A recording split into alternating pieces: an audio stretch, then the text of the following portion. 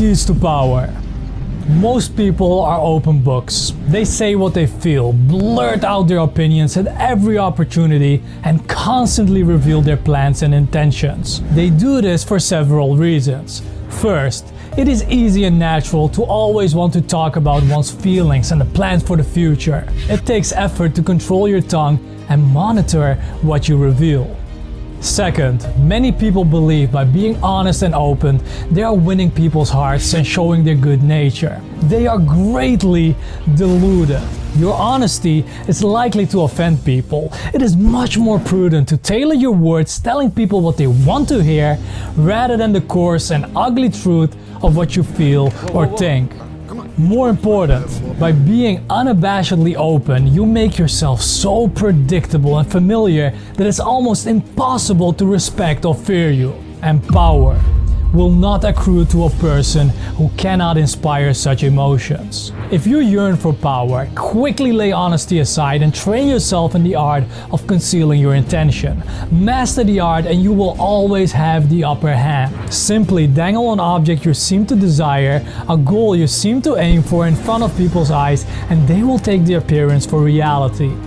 Once their eyes focus on the decoy, they will fail to notice what you are really up to. Let's see how this works in seduction. In seduction, set up conflicting signals, such as desire and indifference. I have to go.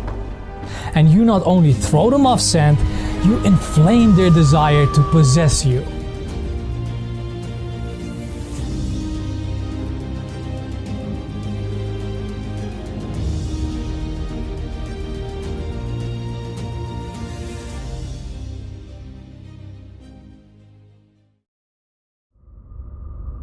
Laws of power. Law 3. Conceal your intentions.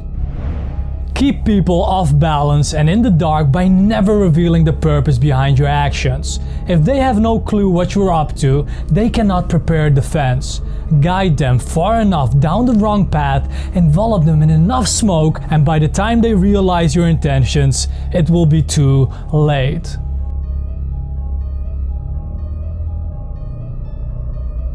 Use decoyed objects of desire and red herrings to throw people off the scent. If at any point in the deception you practice, people have the slightest suspicion as to your intention, all is lost. Do not give them the chance to sense what you're up to. Throw them off the scent by dragging red herrings across the path. Use false sincerity, send ambiguous signals, set up misleading objects of desire.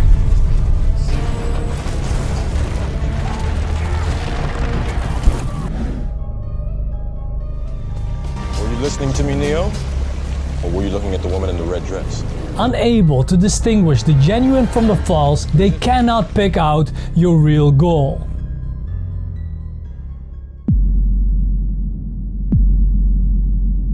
A wonderful example is seen in Suits.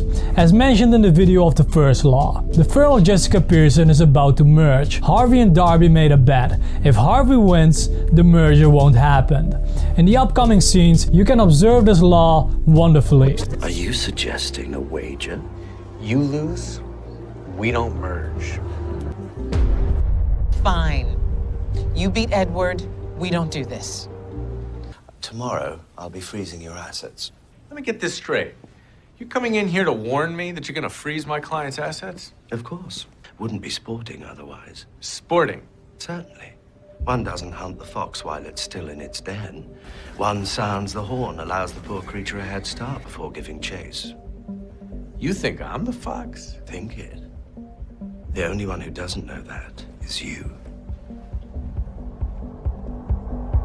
You seem to be upset over my game of let's put the peacock in its place. It's a violation of international law to intimidate a litigant into settling by choking their funding.